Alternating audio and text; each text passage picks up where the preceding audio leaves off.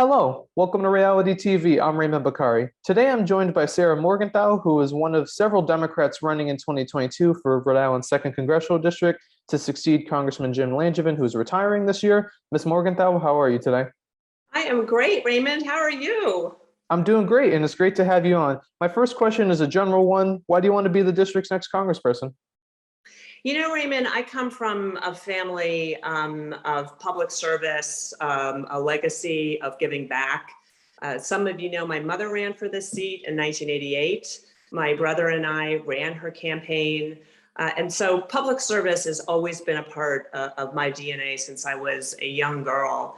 And it's why I went to Washington to join two Democratic administrations. I was in the Obama administration, first at the Peace Corps, working on food security, health security, something that we were doing before Ebola, before we got into this pandemic, and understanding the interconnectedness of the world and the importance of securing our health infrastructure. I was there when we had to evacuate volunteers from Crimea because Russia invaded in 2014.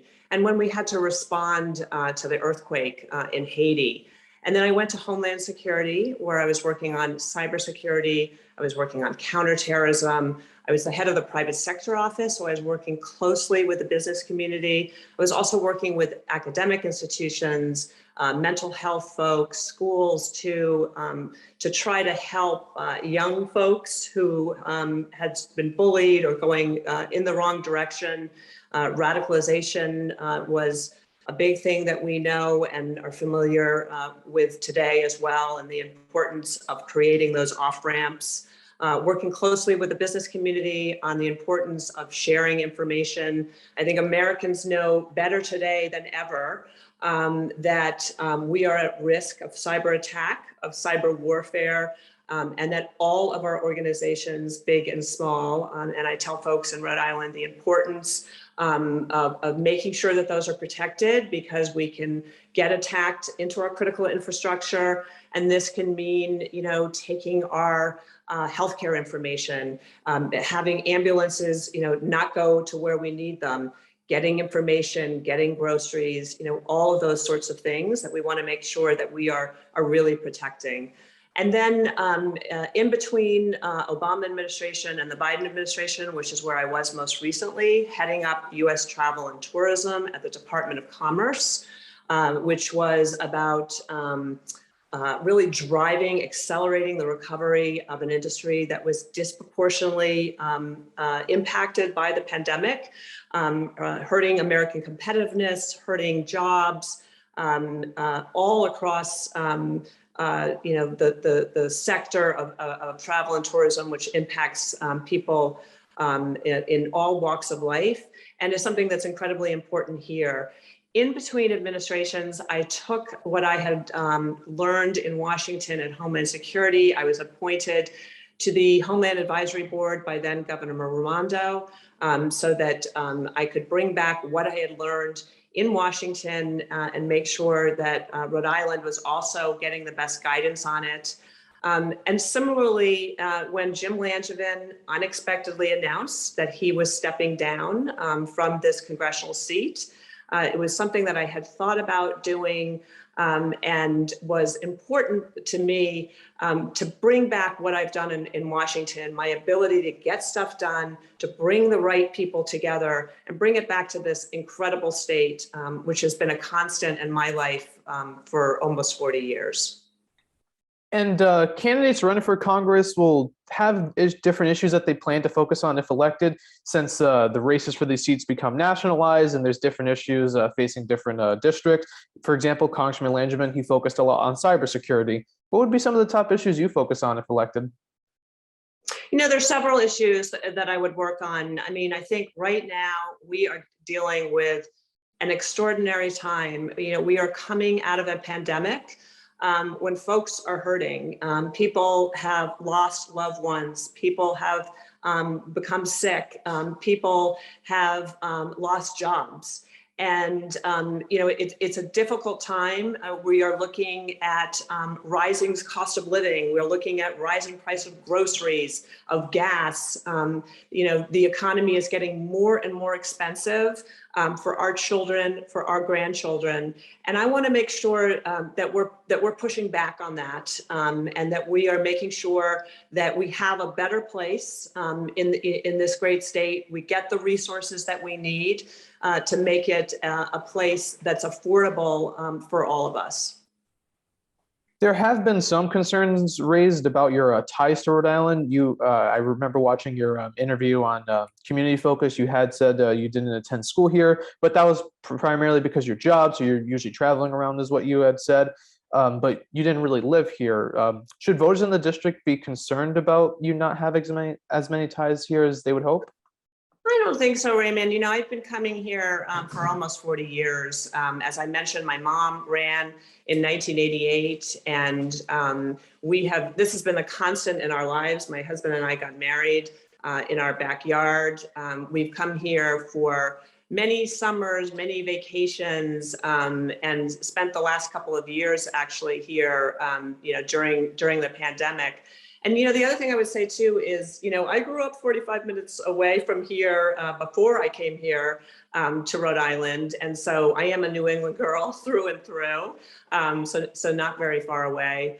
But I think what's important here is that I have tremendous experience in Washington, have always had the back of Rhode Islanders, and want to take that experience, those relationships, to really, get stuff done. I have been serving my country in Washington, as I've mentioned, in 2 Democratic administrations. I think that we are looking at a time, not only coming out of the pandemic, when it's difficult, when people are hurting, when they are trying to figure out, how they're going to afford to sort of basic cost of living. But incredible divisiveness and noise and complication in getting things done in Washington. I think some people just don't even want to deal with it. And what I would say to that is, I have a record, I have the relationships. I am going to go to Washington day one, and I am going to have the back of my friends in this community that I've spent almost 40 years in, and we're going to get stuff done. Anybody that knows me knows that I know the issues, that I have the relationships, not only across the federal government, but in Congress as well. And we don't have time to learn on the job. We need to get stuff done for Rhode Islanders day one. Shifting to some of those key issues that you'd be able to focus on day one. One of them that I like to ask every CD2 candidate that kind of goes under the radar is the national debt. It's currently at 30 trillion, and future generations are going to have to foot that bill if it doesn't get solved. How would you address the issue of the national debt as a congressperson? Absolutely. I mean, this is something that we're looking at, and we've got to fix it right away. And as I mentioned, cost of living, right? We need to make sure that we are lowering food prices. One of the ways that we can do that is we need to invest more in the United States of America, in our farmers, to make sure that we are producing the food that we need. One thing that I say is that one of the silver linings, if you will, or one of the good things that I think we've learned from these really horrible and challenging times of the pandemic is that we cannot, as a country, rely on the rest of the world for our supply chain, for our basic goods and services. We need to invest in the United States of America, with our farmers, in manufacturing, making sure that we have workers who are trained for the new jobs that are being created, because technology has moved so quickly. When I was in Commerce, a big priority and something that I will continue to push is the semiconductor chips legislation. And that's about making sure that we are manufacturing the chips here in the United States of America, because we can't rely on other countries to do that. We need to make sure that we have that, so that our our cars, which, right here in Quonset, in my backyard, we are big auto manufacturers. We need to make sure we have the parts for that. We need to make sure that that our manufacturing, which is one of our biggest sectors, has the supply chain that they need, has the chips that they need to put in these things, and also that our workers are trained to operate them. Moving on to immigration, one topic that's been in the news recently is President Biden wanted to repeal Title 42. If this is repealed, it would allow an influx of thousands of illegal immigrants to enter the U.S. as COVID cases are still rising. This policy was put in place and enforced throughout the pandemic to protect public health in the U.S. Some Democrats are even disagreeing with the president on this. Do you personally believe Title 42 should be repealed? Title 42, as you know, was a health policy. It's not an immigration policy. And so one of the things that I was working on in commerce when I headed up U.S. travel and tourism was working very closely with the CDC, very close with the White House COVID task force. And the exciting thing is that, we now have many of the tools and policies with vaccine immunizations and antivirals and protocols put in place so that, we are slowly getting on the other side of the pandemic. And I think Title 42 was put into place exactly for that reason, and that we shouldn't look at it as that. But having spent some time at DHS, I think what we need to do is to make sure that we have a plan in place for influx across the borders, so that we don't do this without planning. I am big on making sure that when we make decisions, that we look at short term, that we look at long term, and that we have the proper plans in place for anything that we do and we change. So it does sound like that you are in favor of Title 42 going away. I just want to clarify, do you personally agree with the president's decision to end the Title 42? I think, yes, we need to end Title 42 because, as I said, it's a health policy. It's not an immigration policy. We just need to make sure we've got the plan in place. And speaking of the plan, that's often where the conversation does lead to, because the issue of the influx of illegal immigration is one that's, I would like to say, is a bipartisan issue. There are Democrats and Republicans who are bringing up legislation to try and address this, and even some of the fellow candidates in your election are talking about the need to address this. What solutions would you favor to address the issue of the influx of immigration? Immigration is something that's very close to me. My mother was an immigrant from war-torn Austria. She came to this country in 1941. She escaped from the Nazis with her parents and her sister. She and her sister were the first to go to college. And then she went on to run in this seat, to also be a policy advisor to a number of presidents. And I know that this country was the land of opportunity for her family, and so many of our families. There are so many people here in Rhode Island that understand the importance of it. And I think that, we have to really make sure that we are thinking seriously about immigration reform for a number of reasons. One is, we are a multi-generational, multi-cultural country. The rich diversity of the United States of America is everywhere that we go. Frankly, it's part of our competitiveness. And when I was heading up travel and tourism, and we were working to increase the number of international visitors here, one of our biggest competitiveness and one of our most competitive assets, frankly, is our rich multicultural history and people from all walks of life. And I can't imagine that we wouldn't want to continue to do that. You had mentioned immigration reforms, and this will be my final follow-up on the immigration before I move on. What specific reforms would you favor? For instance, some Democrats are talking about increasing the infrastructure we have at the border because we have access to technology. No, I think that's absolutely correct. And I worked on a lot of that when I was at DHS, and I think we need to make sure that we have the proper legal systems. We need to add resources so that we can bring in folks who are coming across legally across the borders, that we have the asylum adjudication, the immigration judges in place. A lot of this is about getting the right resources to do this, and that would absolutely be a priority of mine and something I know quite a lot about. This next one is one that I've also asked everyone running for the seat on the show so far. It's about the idea of term limits for members of Congress. Where do you stand on the idea of term limits for members of Congress? The first thing I would say is I think elections are term limits. So I think it's up to the voters of the 2nd Congressional District to decide who they want in Congress. And the second thing I would say about that is that I think in these very difficult times, that seniority can also be a plus, institutional memory and knowing the issues. It's a very, very difficult environment. So I don't think we should always just assume because someone has been there for a long time that that's a bad thing. But, elections effectively are term limits. Congressmen, congresswomen have to run every 2 years.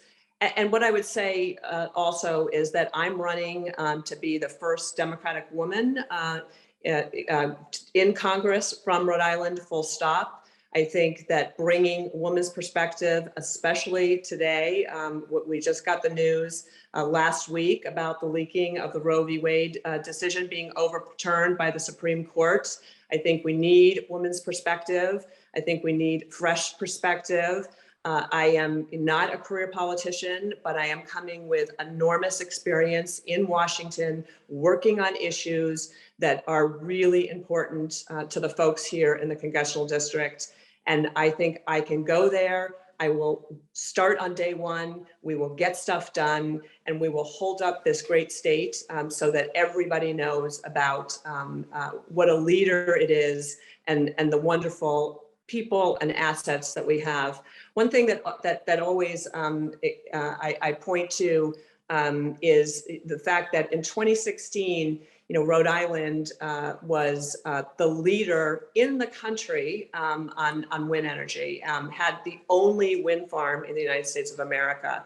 We need to make sure that everybody in Washington knows that we bring back those resources so that we can keep being a leader on the environment, on climate, and on many other things. Just to address two of the things you had said, I understand the elections could act as term limits because people could vote the congressperson out. However, if a congressperson is there for, say, 20 years, it's not going to be realistic to unseat a 20-year congressperson who has a big war chest. For example, in our congressional election, it probably was likely that aside from Robert Lanson, none of the other candidates would be running if Congressman Langevin didn't retire. So just to clarify, because I feel like I know where you're leaning on it. Just to clarify, you're not in favor of term limits? I don't think so right now. I think, again, like I said, I think that elections are term limits. I think there are many things that go into it. I think the voters here in the 2nd Congressional District are pretty darn smart. They're pretty darn savvy. They're going to vote the way they think they should for the best person. And right now, I think I'm the best person for that. These next few lightning round questions, I like to ask these to cover the bit of ground I have left. They're looking for 1 to 2 word answers.